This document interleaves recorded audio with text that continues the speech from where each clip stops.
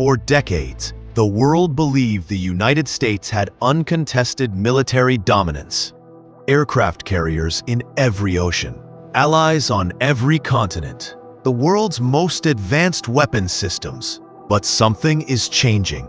Quietly, methodically, and with enormous resources, China is building what may become the largest and most technologically integrated military force on Earth. And according to multiple US defense reports, Beijing's deadline is 2027, not 2049, not in the distant future. Just a few years from now, this video breaks down how China is spending more than $2 trillion across defense, technology, and industrial support, and what that means for the balance of global power.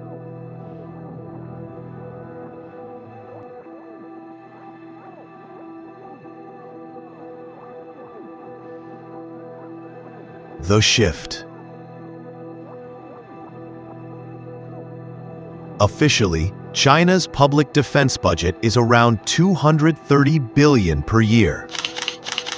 But that number doesn't tell the whole story. Western intelligence agencies and independent researchers say the real figure may exceed $700 billion annually when you include cyber programs, space weapons, BAL, intelligence agencies, private defense contractors, state-run research labs.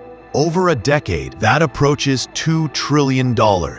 Where is the money going? Not just tanks and missiles, but something more strategic. Full-spectrum dominance. Sea, air, space, cyber, AI, satellites, drones, and naval power. All operating as a single network. This is not the Cold War model. This is something new. Why 2027? U.S. defense officials first flagged the year 2027 in congressional testimony. It's the 100th anniversary of the People's Liberation Army.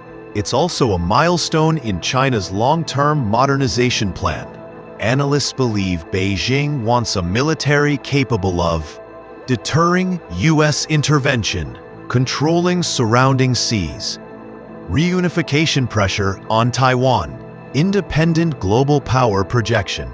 But here's the surprising part. China isn't copying the US. It's avoiding the weaknesses of the US system. The Navy.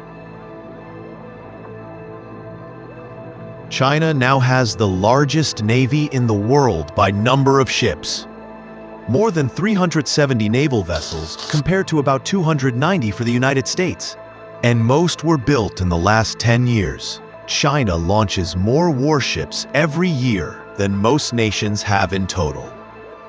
But the power isn't just ship count, it's geography. The US Navy is spread across the globe. China's Navy is concentrated in one theater, the Western Pacific, meaning faster resupply, shorter travel distance, lower operating costs. Scale plus proximity equals leverage. The missile network. China has developed one of the largest missile forces on the planet. Medium-range and long-range systems designed to hit ships at sea, target bases in the region, deny access to U.S. aircraft carriers. The U.S. military calls this A2AD, anti-access area denial. Instead of fighting the U.S. Navy head-on, China is building missiles designed to keep American forces out of the fight entirely. This is cheaper, faster, and strategically efficient. Artificial intelligence and drone. China produces more drones than any country in the world. From small quadcopters to long-range surveillance platforms, production is measured in millions, not thousands. Meanwhile, China's AI sector has surpassed the United States in total deployed surveillance and facial recognition systems. If future conflicts rely on autonomous weapons, targeting systems, and unmanned aircraft, China wants the advantage. The shipyards.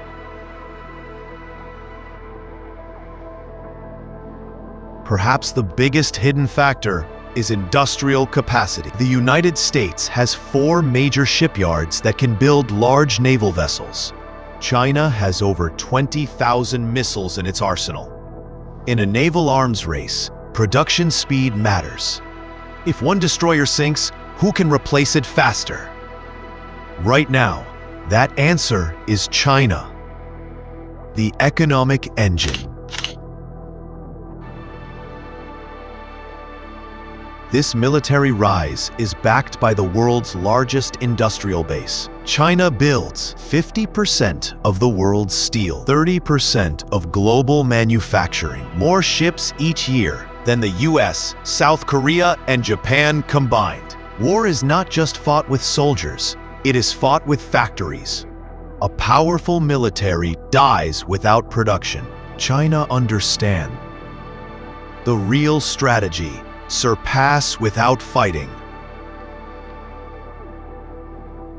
Many analysts believe China does not want a war with the United States. War is unpredictable. War risks economic collapse. War risks political instability. Instead, China is using something older and arguably more effective: deterrence through strength. If China becomes strong enough that conflict is too costly, then conflict never happens. It's not about attacking. It's about preventing anyone from attacking you. The weakness in the plan. But there's another side to this story. China faces serious challenges: slowing economy, aging population, youth unemployment, dependence on imported fuel, risk of sanctions. A military rise is expensive, and every year the bill gets bigger. If economic pressure continues, military spending might face limits. That's the tension at the heart of this story. Can China build a superpower military without weakening its economy? No one knows yet. What happens by 2027? If China meets its goal, it won't instantly surpass the United States, but it may reach something else: parity. Not total dominance, but enough power that the US must think twice before intervening in East Asia. And that changes the world. The big question: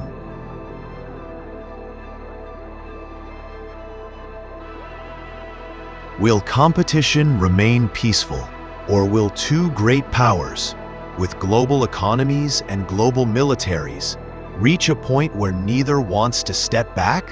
History has seen this pattern before. Not with China, not with America, but with rising powers and established ones. Understanding it now may be the only way to avoid repeating it.